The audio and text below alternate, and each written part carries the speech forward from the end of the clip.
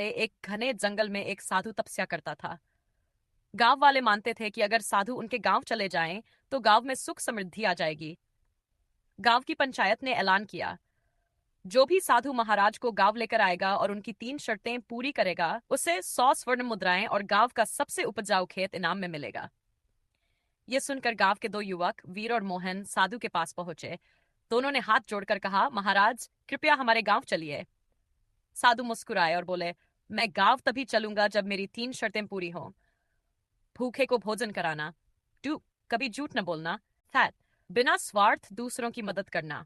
वीर और मोहन ने हामी भर दी और जंगल से निकल पड़े। रास्ते में एक भूखा भिखारी मिला। मोहन ने कहा, मेरे पास तो थोड़ा ही खाना है, क्यों दूं? और आगे बढ़ गया। वीर ने अपना खाना भिखारी को दे दिया और पानी पिलाया। गांव में झगड़ा हुआ। मोहन ने डरकर झूठ बोला ताकि लोग उससे नाराज न हो। वीर ने साहस से सच कहा, चाहे लोग नाराज ही क्यों न हो। एक बुजुर्ग नदी में गिर पड़ा। मोहन हिचकिचाया और पीछे हट गया। वीर तुरंत कूद पड़ा और उसे किनारे ले आया। तीनों शर्तें पूरी करने के बाद दोनों ने जंगल के किनारे एक पेड़ के नीचे रात बिताई। मोहन सोच रहा था, सुबह इनाम मेरा होगा। वीर मुस्कुराकर बोला, अगर साधु गांव चलेंगे तो वही सबसे बड़ा इनाम है। अगली सुबह दोनों साधु के पास पहुंचे।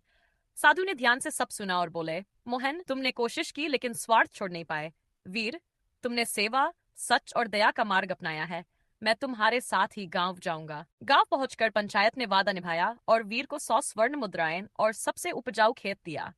लेकिन वीर ने आधा इनाम गरीबों और जरूरतमंदों में बांट दिया।